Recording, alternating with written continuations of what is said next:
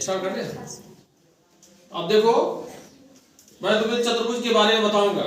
चतुर्भुज का मतलब एक लाइन इधर चली गई, एक लाइन इधर चली गई और एक लाइन इधर चली गई और एक लाइन इधर चली गई। ये चतुर्भुज हो गया। एक भुजा ये हो गई, एक भुजा ये हो गई, एक ये हो गई, एक भुजा ये हो गई। ठीक है, इसको तो हम चतुर्भुज बोलते हैं। इसको हम क्या बोलते हैं?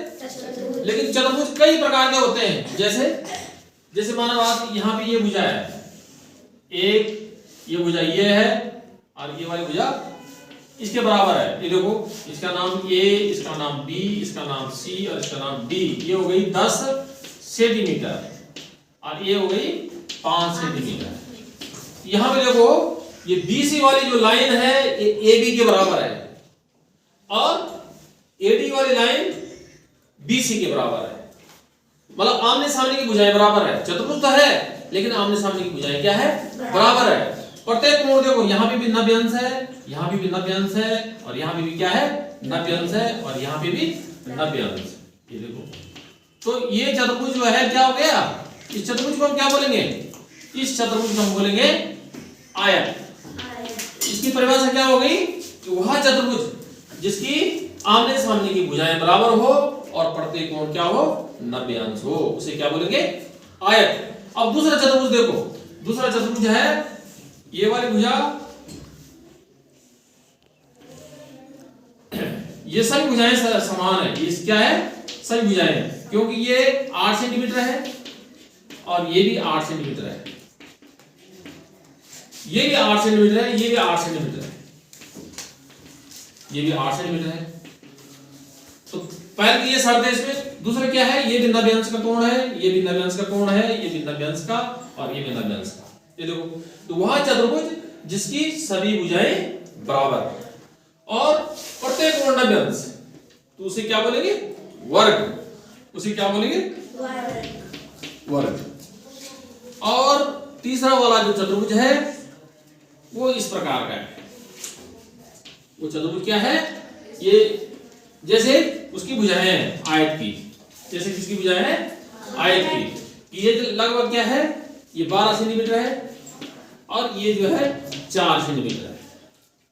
ठीक है, ये वाला जो है 120 अंश का कोण है और ये वाला जो है 60 अंश का कोण है। तो ये वाला भी जो है 60 अंश का कोण है और ये वाला 120 अंश का। अब किस प्रकार का चतुर्भुज है ये जो है वह चतुर्भुज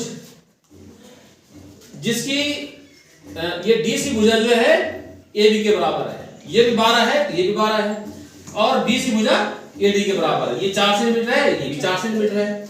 लेकिन 120 कोण A बराबर 120 अंश और कोण C बराबर 120 है, तो आमने सामने हो गए कोण। फिर ये देखो, ये 60 अंश है, इसके सामने जो ये वाला कोण है। तो वह चतुर्भुज जिसकी आमने सामने की भुजाएं बराबर हैं और आमने सामने के कोण क्या है? बराबर है, उसे कौन सा चतुर्भुज बोलेंगे? समानांतर चतुर्भुज। कौन सा चतुर्भुज बोलेंगे? समानांतर चतुर्भुज। और तीसरा चतुर्भुज हो गया आपका ये वाला, और ये इस प्रकार का है, ये भी चतुर्भुज है। अब इसमें देखो कि अगर ये 8 सेंटीमीटर है, ये भी 8 सेंटीमीटर है, ठीक है, और इसमें ये 130 अंश का कोण है, यहाँ पे भी 130 अंश का है और यहाँ पे 50 अंश का है और ये भी 50 अंश का है। इसमें देखो वह चतुर्भुज जिसकी सभी भुजाएं बराबर है। भुजाएं तो 4 ही हैं लेकिन सभी भुजाएं बराबर है। देखो, ये भी 8 है, ये भी 8 है, ये भी 8 है, ये भी 8 है।